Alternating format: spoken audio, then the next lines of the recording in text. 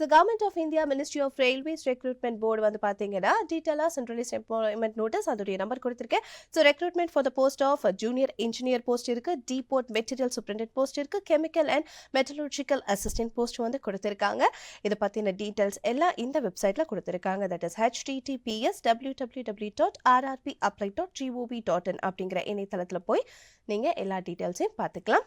So உங்களுக்காக ஒரு சில விஷயங்கள் சேகரிச்சு வந்திருக்கேன், பாருங்க. ஸோ இது வந்து எம்ப்ளாய்மெண்ட் எப்போ கொடுத்துருக்காங்கன்ற டீட்டெயில்ஸ் இருக்குது. ஸோ உங்களுக்கு எப்போ வரைக்கும் நீங்கள் அப்ளை பண்ணலாம். Closing date for submission of online application is 30/11/2025. எப்போ ஸ்டார்ட் பண்ணியிருக்காங்கன்னு பார்த்தீங்கன்னா 31/10/2025 வந்துட்டு ஸ்டார்ட் பண்ணியிருக்காங்க. ஸோ உங்களுக்கு இன்னும் டைம் இருக்குது. ஸோ 30/11/2025 இந்த போஸ்ட்டுக்கு நீங்கள் அப்ளை பண்ணிக்கலாம். So last date for application fee பேமெண்ட்டும் கொடுத்துருக்காங்க 2/12/2025. ஸோ இது வந்து பார்த்தீங்கன்னா உங்களுக்கு டேட்ஸ் வந்து எப்போ அப்படிங்கிறது தெரிஞ்சிருக்கும். ஸோ இதை பார்த்துக்கோங்க. So in the date for the CBT document verification and medical examination will be communicated from time to time through the official website. அதாவது இந்த எக்ஸாமினேஷன் அப்ளை பண்ண போறீங்க அப்படின்னா அஃபிஷியலான வெப்சைட்டை நீங்கள் ப்ராப்பராக பார்க்கறது மூலயமா எப்போ வந்து இதில் வந்து பார்த்தீங்கன்னா 2 examination, computer based test 1, computer based test 2 அப்படின்னு 2 பேஸ்ட் எக்ஸாமினேஷன் இருக்கும். So document verification, medical examination இதெல்லாம் எப்போ நடக்குதுன்றது நான் கொடுத்த வெப்சைட்டில் நீங்கள் போய் பார்த்தீங்கன்னா அப்பப்போ அப்லோட் பண்ணுவாங்க. You can get it. So இந்த என்ன போஸ்ட்டு, பே லெவல் அண்ட் அடுத்தது initial pay and medical standard, age எது வரைக்கும் இருக்கணும் அப்படிங்கிறதும், இவ்வளோ வேகன்சி இருக்கும் அப்படிங்கிறதையும் கொடுத்துருக்காங்க. ஸோ நான் சொன்ன மாதிரி junior engineer, depot material superintendent and chemical and metallurgical assistant போஸ்ட்டுக்காக ஆட்கள் எடுக்கிறாங்க. ஸோ லெவல் 6 அண்ட் கிட்டத்தட்ட அதோடைய இனிஷியல் பே இஸ் 35,400. இப்போ இருக்கக்கூடிய அதாவது 1/1/2026 வந்து பார்த்தீங்கன்னா 18 and 33 இயர்ஸ்க்குள்ளே இருக்கிற நபர்களாக இருக்கணும். 2569 காலி பணியிடல் இருக்குங்க. ஸோ அதனால் கண்டிப்பாக அப்ளை பண்ணுங்க. அண்ட் இன்ஃபர்மேஷன்லாம் வந்து கொடுத்துருக்காங்க. Candidates waiting for final results, அதாவது எப்படி ப்ரொசீஜர் அப்படிங்கிறத இந்த காலமில் கொடுத்துருக்காங்க. அண்ட் நம்ம மெயின் செக்ஷனுக்கு போயிடலாம். ஸோ இதில் வந்து பார்த்தீங்கன்னா date of birth of candidate should be between the date of given below. இந்த டேட் குறிப்பிட்ட வரைக்கும் இருக்கணும். அதாவது ஒவ்வொரு கேட்டகரிஸில் இந்த டேட் மிகாமல் இருக்கணும். அவங்களோட ஏஜ் அப்படிங்கிறது கொடுத்துருக்காங்க. ஸோ ஏஜ் குரூப் வந்து நான் சொன்ன மாதிரி 2026 படி 18லேருந்து 33 இருக்கக்கூடிய நபர்களாக இருக்கணும். ஃபார் ஆல் கம்யூனிட்டிஸ் அண்ட் கேட்டகரிஸில் வந்து நான் சொன்ன மாதிரி கொடுத்துருக்காங்க பாருங்க. ஸோ 1/1/2008 இருக்கிற நபர்களாக இருக்கலாம். அண்ட் ஒவ்வொரு கேட்டகரிஸ்க்கு என்ன ஏஜ் கேட்டகரி இருக்கணும்னு கொடுத்துருக்காங்க. ஸோ இதில் வந்து பார்த்தீங்கன்னா age relaxation in upper age limit, maximum upper age limit for the following categories வந்து எஸ்சி அண்ட் எஸ்ஐ கேண்டிடேட்ஸ்க்கு வந்து 5 இயர்ஸ் 5 வருடங்கள் வந்து தளர்வு கொடுக்குறாங்க. Non creamy layer that is OBC கேண்டிடேட்ஸ்க்கு 3 வருஷம் தளர்வு கொடுக்குறாங்க அப்படிங்கிறத தெரிஞ்சுக்கலாம். ஸோ இதில் வந்து பார்த்தீங்கன்னா ஒவ்வொரு கேட்டகரி நான் சொன்ன மாதிரி எக்ஸ் சர்வீஸ் மேனுக்கு வந்துட்டு எவ்வளோ ஏஜ் கேட்டகரி இருக்கணும். அண்ட் பெஞ்ச் மார்க் டிசபிலிட்டி இருக்கிறவங்களுக்கு 10 இயர்ஸ் ரிலாக்ஸேஷன் கொடுக்குறாங்க. ஸோ அதுலேயுமே கேட்டகரிஸ் இருக்குது. அதில் வந்துட்டு ஃபார் யூஆருக்கு வந்து 10 இயர்ஸும், ஓபிசிக்கு வந்து 13 இயர்ஸும், எஸ்சி எஸ்டிக்கு 15 இயர்ஸும் கொடுக்குறாங்க. That is for person with bench mark disability. So இதை நீங்கள் ரெஃபர் பண்ணிங்கன்னா எந்த கேட்டகரியில் வருவீங்க, என்ன டிசபிலிட்டி இருக்குது, எதுக்கு வந்து எவ்வளோ வயசு இருக்குது, தளர்வு கொடுக்குறாங்கன்றது இந்த காலமில் உங்களுக்கு தெரியும். ஸோ நெக்ஸ்ட் காலம் நம்ம போனால் இது வந்து important. Candidate must note that the date of birth filled in their application should be the same as recorded. நீங்கள் அப்ளிகேஷனில் கொடுக்குற டேட் ஆஃப் பர்த் தான் கரெக்டாக இருக்கணும். ஸோ அதை எப்பவும் மாற்றக்கூடாது. ரெக்கார்டட் இந்த மெட்ரிகுலேஷனில் என்ன இருக்கோ அதுதான் வந்து அவங்க வெரிஃபை பண்ணுவாங்கன்னு சொல்கிறாங்க. ஸோ இது ரொம்ப இம்பார்ட்டண்ட்டான காலம். ஸோ எஜுகேஷனல் குவாலிஃபிகேஷன் கொடுத்துருக்காங்க, அதை பார்த்துக்கோங்க. So candidates must already have the educational technical professional qualification prescribed in the sent from recognised institute. அதாவது ரெகக்னைஸ்ட் இன்ஸ்டிடியூட்டில் அந்த ஜூனியர் இன்ஜினியர்னா அதுக்கான குவாலிஃபிகேஷன் உங்களுக்கு இருக்கணும், பேசிக் குவாலிஃபிகேஷன் இருக்கணும் அப்படின்றத சொல்கிறாங்க. ஸோ எக்ஸாம் ஃபீஸும் வந்து இருக்குது அப்படிங்கிறத கொடுத்துருக்காங்க. ஃபார் ஆல் கேண்டிடேட்ஸ் எவ்வளோ இருக்குது அப்படின்றதும், exempted candidates for SC ST and ex service மேனுக்கு 250 அப்படிங்கிறதையும் கொடுத்துருக்காங்க. இந்த காலம் பார்த்துக்குங்க.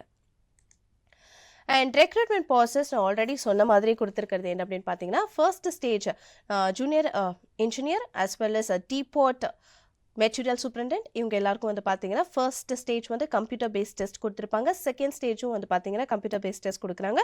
ஸோ ஃபர்ஸ்ட் லெவலில் பாஸ் பண்ணிங்கன்னா செகண்ட் லெவல் அண்ட் அதுக்கப்புறம் document verification as well as medical examination ஃபைனலாக இருக்குது அப்படிங்கிறத கொடுத்துருக்காங்க. ஸோ இதில் என்னென்ன எக்ஸாம் வருது, எப்படி படிக்க போகிறோம் அப்படிங்கிறத கொடுத்துருக்காங்க. போஸ்ட்டை பற்றி சொல்லியாச்சு. ஸோ எலிஜிபிலிட்டி க்ரைட்டீரியா இருக்குது. அப்புறம் என்ன எக்ஸாமுக்கு படிக்கணுன்றதை நம்ம பார்க்கலாம்.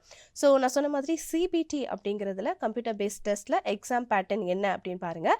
So physics, chemistry and life sciences up to 10th standard அவங்களே கொடுத்துருக்காங்க. So up to 10th standard CBSE சிலபஸில் இருக்கக்கூடிய கான்செப்டாக அவங்களுக்கு கொடுப்போம் அப்படிங்கிறதையும் அவங்க கொடுத்துருக்காங்க. The section wise number of questions questions வந்து கொடுத்துருக்காங்க.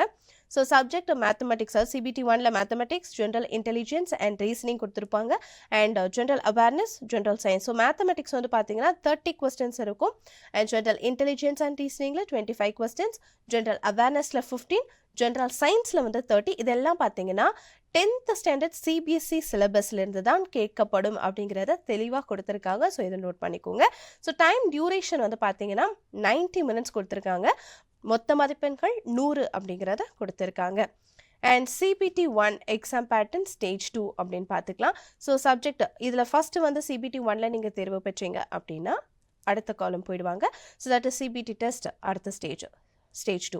ஸோ ஜென்ரல் அவேர்னஸ் இருக்கும். ஜென்ரல் அவேர்னஸ்க்கு வந்து பார்த்தீங்கன்னா 15 மதிப்பெண்கள் கொடுத்துருப்பாங்க. ஒவ்வொரு கேள்விகளுக்கும் ஒரு மதிப்பெண் சொல்லிட்டு 15 கேள்விகள் இருக்கும். ஃபிசிக்ஸ் அண்ட் கெமிஸ்ட்ரி காலம் இருக்குது. அதுக்கும் 15 மார்க்ஸ்க்கு வந்து 15 question.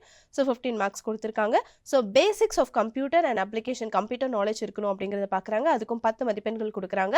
Basics of environment and pollution கண்ட்ரோலை பற்றி தெரிஞ்சிருக்கணும். அதுவும் 10 மதிப்பெண்கள் கொடுக்குறாங்க. டெக்னிக்கல் எபிலிட்டி, நான் சொன்ன மாதிரி ஜூனியர் இன்ஜினியர் அப்படின்னா அதோடைய டெக்னிக்கல் எபிலிட்டிஸ் எந்த அளவுக்கு நீங்கள் வந்துட்டு சப்ஜெக்ட் நாலேஜில் இருக்கீங்க அப்படிங்கிறத உங்களை டெஸ்ட் பண்ணுற விதமாக டெக்னிக்கல் எபிலிட்டிக்கு மேஜர் மார்க்ஸ் 100 கொடுக்குறாங்க. ஸோ டோட்டலாக வந்து பார்த்தீங்கன்னா 150 மார்க்ஸ் இருக்குது. ஸோ டைம் இதோடைய டியூரேஷன் என்ன அப்படின்னு பார்த்தீங்கன்னா 120 நிமிஷங்கள் உங்களுக்காக கொடுக்குறாங்க. ஸோ இந்த 2 டெஸ்ட்டில் வந்து நீங்கள் பாஸ் பண்ணிங்கன்னா நான் சொன்ன மாதிரி நெக்ஸ்ட்டு வந்து டாக்குமெண்ட் வெரிஃபிகேஷனும் மெடிக்கல் எக்ஸாமினேஷனும் கொடுத்து 4 ஸ்டேஜஸில் இந்த எக்ஸாமினேஷனை கம்ப்ளீட் பண்ணுறாங்க. ஸோ அவங்களே வந்து என்ன கொடுத்துருக்காங்கன்னா இந்த 10th கிரேட் வரைக்கும் இருக்கிற சிலபஸ்லேருந்து கேட்கறதுனால கிட்டத்தட்ட 98% வந்து மதிப்பெண் எடுக்கிறதுக்கு செலக்ட் ஆகிறதுக்கு சான்சஸ் இருக்குன்னு அந்த நோட்டிஃபிகேஷன்லேயே உங்களுக்கு ஒரு லைன் கொடுத்துருப்பாங்க. நீங்கள் போய் வெரிஃபை பண்ணிங்கன்னா தெரியும். ஸோ இப்போ அடுத்தது வந்து பார்த்தீங்கன்னா என்ன புக்ஸ் இதுக்கு நீங்கள் படிக்கணும் அப்படிங்கிறதையும் நான் கொடுக்குறேன். ப்ளீஸ் நோட் டவுன் பண்ணிக்கோங்க. ஸோ சிபிடி 1க்கு வந்து பார்த்தீங்கன்னா புக்கு வந்து பெஸ்ட்டாக ஸ்டாண்டர்டாக இருக்கக்கூடிய புக்ஸை பற்றி நான் சொல்ல போகிறேன். நோட் டவுன் பண்ணிக்கோங்க. மேத்தமேட்டிக்ஸு வந்து குவான்டிடேட்டிவ் ஆப்டிடியூட் ஆர்எஸ் அகர்வால் அவர்களுடைய புத்தகம். குவான்டிடேட்டிவ் ஆப்டிடியூடுக்கு fast track objective arithmetic Rajesh Verma அவர்களுடைய புத்தகம். பேர் சொல்கிற ஆர்எஸ் அகர்வாலுடைய குவான்டிடேட்டிவ் ஆப்டிடியூட், ராஜேஷ் வர்மா அவர்களுடைய ஃபாஸ்ட் ட்ராக் அப்ஜெக்டிவ் அரித்மெட்டிக் புத்தகம்.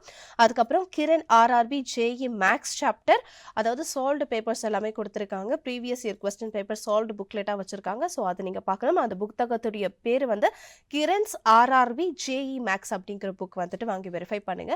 ஜென்ரல் இன்டெலிஜென்ஸ் அண்ட் ரீசனிங்க்கு என்ன புக் படிக்கணும் அப்படின்னா modern approach to verbal and நான் வெர்பல் ரீசனிங். இதுவும் அதாவது நம்ம நிகழ்ச்சியில் எப்பயும் பார்த்துருப்போம். ஆர்எஸ் அகர்வால் அவர்களுடைய புத்தகமும் லூசன்ட் அவர்களுடைய புத்தகமும் பார்த்தீங்கன்னா அதிக அளவில் வந்து எல்லாராலையும் பயன்படுத்தக்கூடிய புத்தகமாக இருக்குது. ஞாபகம் வச்சுக்கோங்க. So Kiran RRB reasoning solved papers அப்படின்னு கேட்டால் நீங்கள் டவுன்லோடும் பண்ணிக்க முடியும் அப்படின்றாங்க. ஸோ அது பாருங்கள். அண்ட் எம்கே பாண்டே அவர்களுடைய அனலிட்டிக்கல் ரீசனிங் புக்ஸ் வந்து வாங்கி படிக்க சொல்கிறாங்க. அண்ட் ஜென்ரல் அவேர்னஸ் வந்து பார்த்தீங்கன்னா நான் சொன்ன மாதிரி லூசன்ஸுடைய ஜென்ரல் நாலேஜ் நீங்கள் வந்து வெரிஃபை பண்ணனாலே டெஃபினட்டாக லூசன்ட் அவர்களுடைய புத்தகத்தை வந்து படிக்கணும் அப்படின்றாங்க. ஸோ அரிஹன் ஜென்ரல் நாலேஜ் 2025 அப்படிங்கிற ஒரு புக்கை படிக்கணும்னு சொல்கிறாங்க. தென் அடுத்தது வந்து பார்த்தீங்கன்னா ஜென்ரல் சயின்ஸ்க்கு வந்து என்சிஆர்டியில் இருக்கக்கூடிய என்சிஆர்டி சிலபஸ் புக் 6th-லேருந்து 10th வரைக்கும் இருக்கக்கூடிய சயின்ஸ் புக்ஸை ரெஃபர் பண்ண சொல்கிறாங்க. ஸோ ஜென்ரல் சயின்ஸ்னு வரும்போது 6th-லேருந்து 10th வரைக்கும் இருக்கக்கூடிய என்சிஇஆர்டி புக்ஸ் வந்து ரெஃபர் பண்ணணும், ஞாபகம் வச்சுக்கோங்க. அண்ட் லூசன்ட்டுடைய சயின்ஸ் புக்ஸ் வந்து படிக்க சொல்கிறாங்க.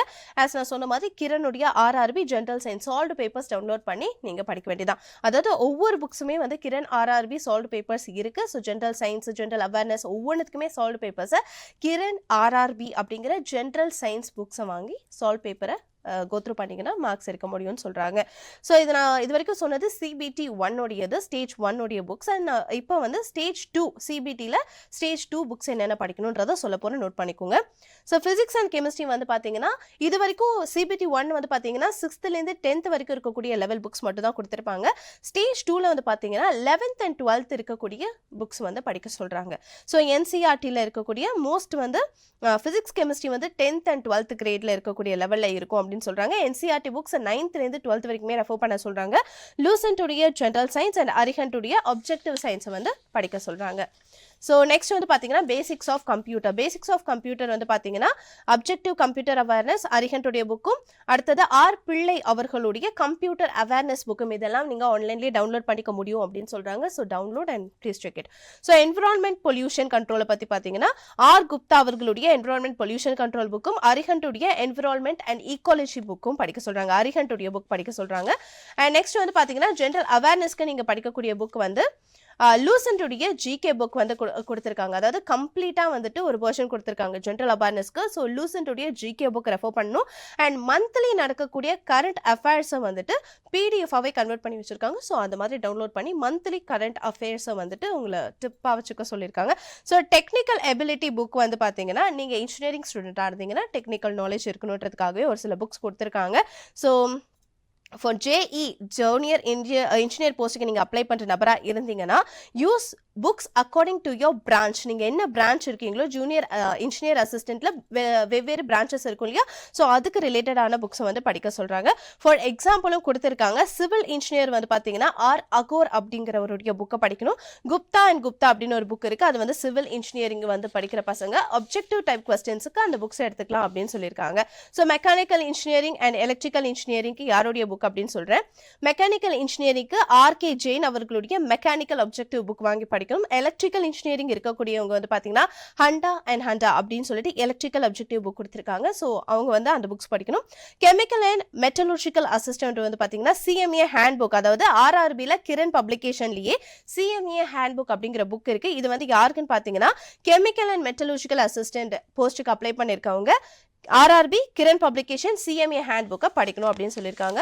ஆல்மோஸ்ட் நிறைவே பகுதிக்கு நம்ம வந்தாச்சு. ஸோ காமனாக எப்போ நம்ம சொல்கிறதான் ப்ரீவியஸ் இயர் கொஸ்டின் பேப்பர்ஸை வந்துட்டு ஒர்க் அவுட் பண்ணி பாருங்கள். சால்வ்டு பேப்பர்ஸ் ஆர்ஆர்பி கிரண் அப்படிங்கிற ஒரு புக்ஸ் வந்து கொடுத்துருக்காங்க. ஸோ ப்ரீவியஸ் 10 இயர்ஸ் வரைக்கும் இருக்கக்கூடிய ப்ரீவியஸ் இயர் கொஸ்டின் பேப்பர்ஸை வந்து சால்வ் பண்ணி வச்சிருக்காங்க. ஸோ அது உங்களுக்கு டெஃபினட்டாக யூஸ்ஃபுல்லாக இருக்கும் அப்படின்னு சொல்கிறாங்க. And Arihant RRB JE solved papers, இந்த 2 பேப்பர்ஸ், அதாவது கிரணுடைய ஆர்ஆர்பி புக்ஸும் அரிஹண்டுடைய ஆர்ஆர்பி புக்ஸையும் சால்வ்டு பேப்பர்ஸ் நீங்கள் பார்க்கும்போது கண்டிப்பா this alone will take you to the top 10% ரேங்க்ல வந்து உங்களுக்கு கொண்டு வரும்னு சொல்லிட்டு அந்த வெப்சைட்லயே கொடுத்துருக்காங்க. ஸோ டெஃபினட்டா இதெல்லாம் வந்து பார்த்தீங்கன்னா அந்த வெப்சைட்லயே இந்த புக்ஸ் நீங்கள் ரெஃபர் பண்ணுன்றதையும் கொடுத்துருக்காங்க. போய் நோட்டிஃபிகேஷனுக்குள்ள பார்த்தீங்கன்னா உங்களுக்கு டீட்டெயிலாக தெரியும். ஸோ நான் கொடுத்த நோட்டிஃபிகேஷனை போய் பாருங்க. சீக்கிரமாக இந்த போஸ்ட்டுக்கு அப்ளை பண்ணுங்க. இந்த போஸ்ட்டுக்கு அப்ளை பண்ணக்கூடிய எல்லாருக்கும் என்னுடைய சார்பாகவும் நிலையத்தின் சார்பாகவும் வாழ்த்துக்கள்.